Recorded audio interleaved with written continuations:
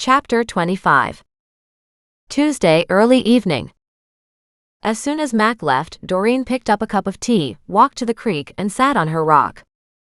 She understood Mac was worried about her, and she needed to be careful, but what was she supposed to do when obviously somebody was heavily involved with now 5 house fires, all arsons and likely all murders? The first house fire, the helmsman's, probably started it all. And that was also arson. Doreen had no idea how far this went or how big it was. And the other problem was how many of the original gang members were even still alive, whether of the Devil Riders gang or the rival gang. How many were left to be prosecuted? She understood there was Steve, and he shouldn't be allowed to walk away scot-free. He had a good 20 to 30 years left to live, even if 50 or 60 years old now. Why should he be allowed to enjoy his freedom when he'd caused so much suffering and pain and loss? Of course, it didn't matter what she thought. So much was going on around her that had nothing to do with her. But then she remembered Mac's words about how Steve, or the Devil Riders gang, could burn down her house in retaliation for all her research and interest into this matter.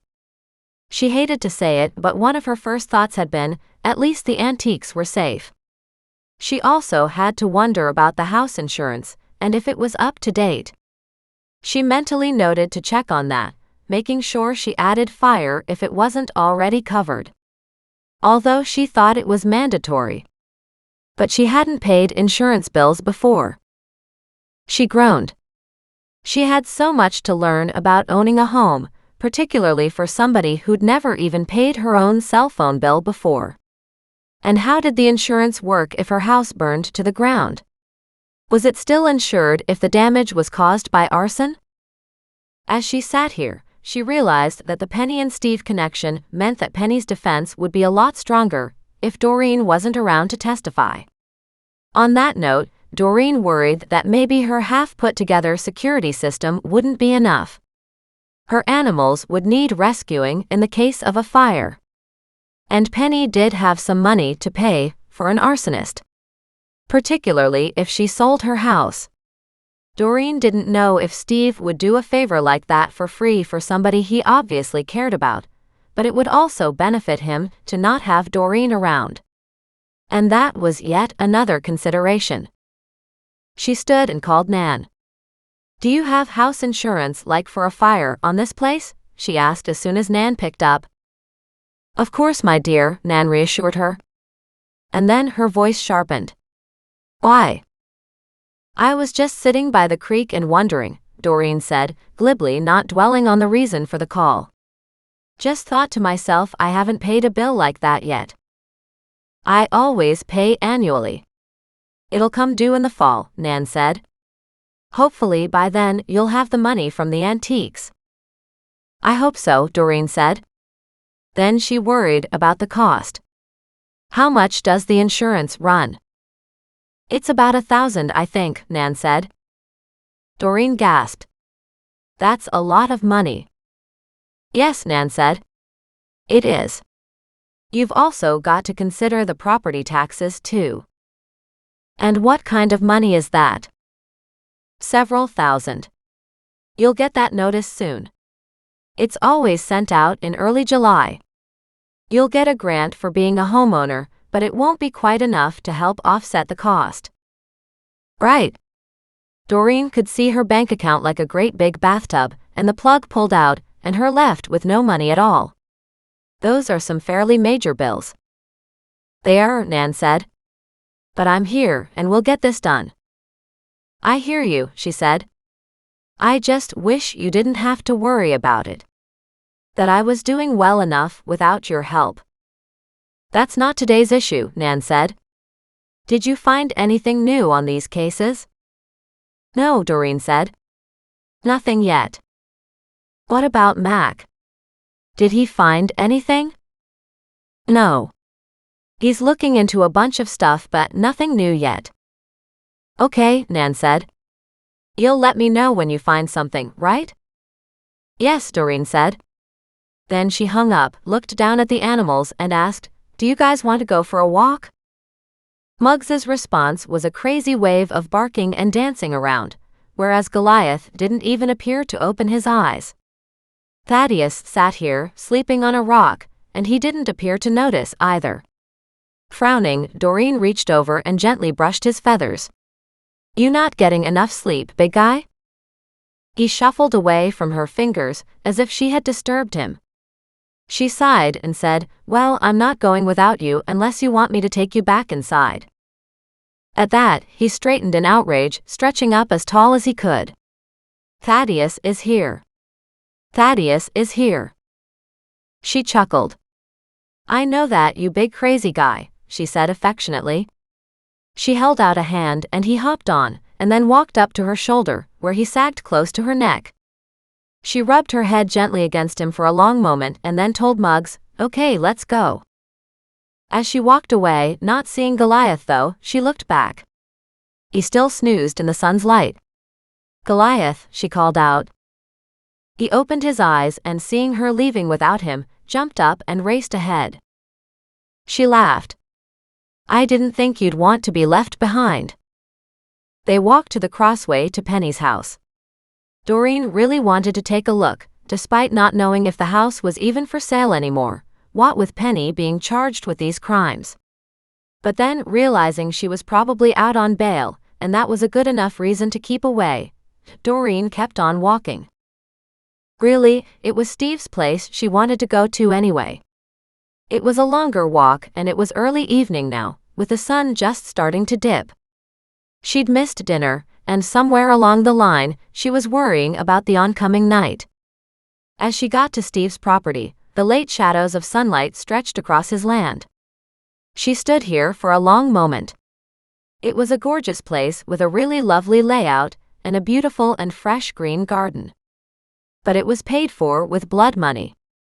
And that was something she could never reconcile. She walked past his property and up to the next one, wondering exactly what was here. She found out it was another big mansion, and she found nothing but mansions for the next 10 or so properties, at least from what she could see. She kept walking before she turned around, then walked past Steve's place again. As she did, she thought she saw somebody in the windows. A curtain slammed closed. She frowned at that, lifted her phone, and took a photo. And then she hurried past and walked back to her place.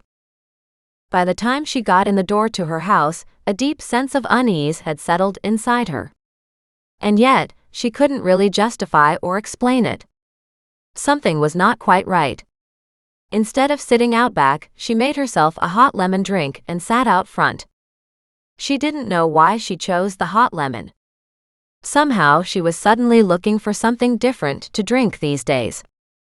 She sat here wondering what she was supposed to do now. She had so many open threads and no answers on several cases. Doreen hadn't found anything new on the Helmsman fire either. She walked back inside, then sent Mac her third related email about checking the Helmsman case records to see if a dead male was found inside. And then she started in on more research because there was so much to do. As she sat here, she absent-mindedly looked over at the folders still atop her kitchen table.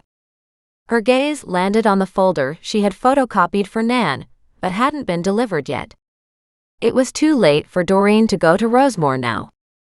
So she opened her copy of it and went through it, finding the transfer of title from many years ago on the property.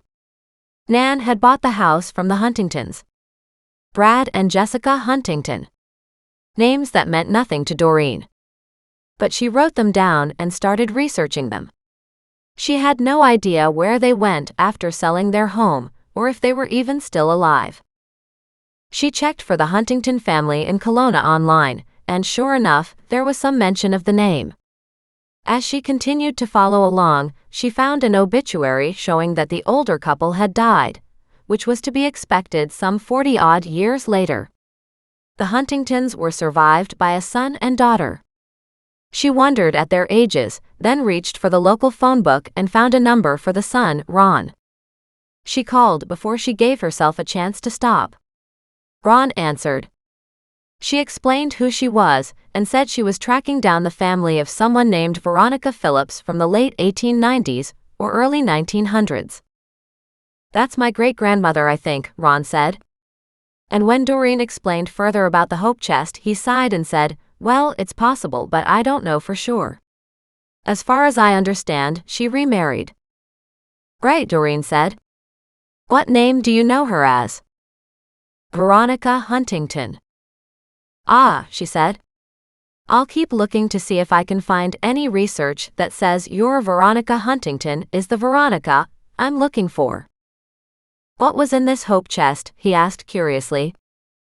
Love letters. Lingerie from way back then, some dishes, and maybe a tablecloth or two. Ah, so nothing valuable then.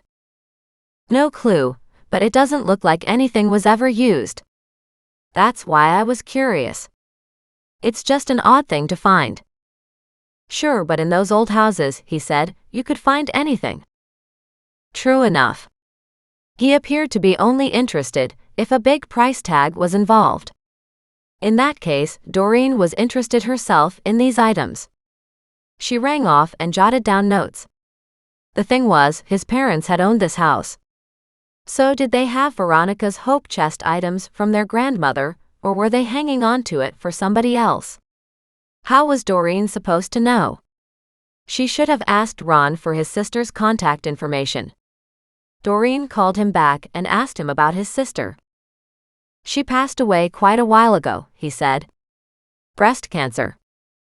I'm sorry to hear that. So no one cares to see the love letters then, I presume? She asked, feeling a heartbreaking disappointment. I doubt it, Ron said. That's old stuff. Yes, she said. It definitely is. When Doreen hung up, she felt a huge dissatisfaction with his answers. She understood his point because she hadn't been at all interested in her own family's antiques herself. But these love letters were so much more personal and so much more heartbreaking. She hadn't asked if he had any aunts. She wanted to call him back once more, but figured his tolerance would not likely go too far. She researched his family tree instead. And she came across a Tina Huntington, Ron's aunt, and the only other survivor of the family from that generation, if she was still alive. Doreen found no address, phone number, or anything for anybody by that name. But given her age, Doreen thought she might have another resource. She picked up the phone and called Nan. As soon as she answered, Doreen said, Tina Huntington? What about her? Nan asked, her voice slightly distracted. Do you know anything about her? More than I'd like. She's a lousy gambler, Nan said crossly. And she's always whining about her losses. Doreen straightened. You mean she's at Rosemore with you? Yes, unfortunately, Nan snapped. And she just lost a bet today. You should hear her complain. It's almost as if she's saying I cheated. Oh dear, Doreen said. That sounds pretty rough. It is. That's the last thing I'd ever do. If people can't make up their minds about how to bet properly, then why is that my fault? Really, people just expect me to turn around and make them money. I'm sorry, Nan, Doreen said. Is she of sound mind? Nan snorted at that. Obviously not, because, as I just said, she's accusing me of cheating. Doreen rolled her eyes at that. Well, she might be the only link to these hope chest boxes I found in the attic. Really? Nan paused. Doreen could hear Nan already shifting her track of thinking. Huntington, Nan said. What does that have to do with anybody? Doreen explained, and Nan said, well, that would make Veronica her great-grandmother, right? I think Veronica would be Tina's grandmother, and then Tina's great-grandmother would be the woman who wrote the love letters, Veronica's mother. Oh well. In that case, I'll have to talk to her about that, Nan said. She won't want any of that stuff either. I can tell you that. Hates having any reminders of her family or her past around her. But I'll ask. I still don't know what I'm supposed to do with all that stuff then. It's not like anybody'll wear the clothing. It's too bad there isn't a historical society that I could donate it to. Is there something about early settlers? It's possible, Nan said with sudden animation. I might know somebody. I can ask about that too. Hold tight. Drat. I should ask Tina first though. Click. Doreen stared at the phone, then laughed.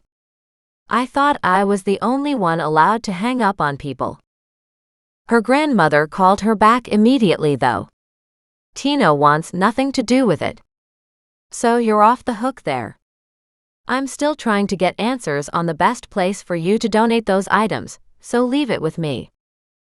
Well, that was an answer, maybe not the one she was looking for, but it helped to remove the last direct member of the family. Now it was all about finding the best home for the items. Just then she heard a noise outside. She turned to look at Muggs, staring at the door. The hair on the back of his neck had risen, but he wasn't growling. In other words, he was confused and didn't understand what was going on. Well, that was okay, she was too. She walked to the front door, set the security alarm, and turned on the outside porch lights so she could take a look outside. Muggs was quiet at her side. We're back to needing a dictionary of animal signals, she muttered. She went to the kitchen and opened the garage door, turning on the lights. It was empty, but of course the garage door on the other side wasn't locked. She still hadn't gotten that fixed. She went back to the kitchen, grabbed a chair and jammed it under the doorknob. And then she did the same for her kitchen door. Sleeping tonight wasn't looking good. As she went to bed, she considered sleeping on the living room floor. That wouldn't be very comfortable, and Mac would be seriously pissed at her for getting herself into so much trouble. But then a fire started on the ground floor did not give people on the second floor many options. She looked out the window and checked all around. With all the security set and the extra things she'd done, she was reasonably safe, but she knew it made no difference when it came to a fire. As she thought about it more and more, she realized how much Penny would like Doreen to disappear. And Steve would too.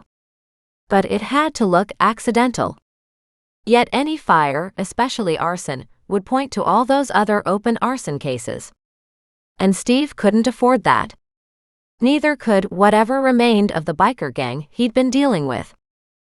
When she woke in the middle of the night to the sounds of sirens, she bolted upright, her heart slamming against her chest. She held all the animals close to her, sure her house was on fire. Yet as she sat here shivering in the cool evening air, she saw nothing but darkness around her. No smoke curling. No flames. Nothing but the darkness of night. She shook the sleepiness from her brain and studied the neighborhood. There were fire engines, but they appeared to have gone down the road. Her heart sank. Intuitively, she knew what had happened. She got dressed, rearmed her security, and raced down toward Steve's house via the creek path. It was dark out, somewhere around 4 or 5 o'clock in the morning, but still not quite light enough to be sure of her footsteps. She tripped a couple times but caught herself before she fell. As soon as she came around the corner, she knew she was right, because she could see the orange halo in the sky. She made it to the edge of the property and just stood here. Steve's house was completely engulfed in flames. And she knew his body would be inside.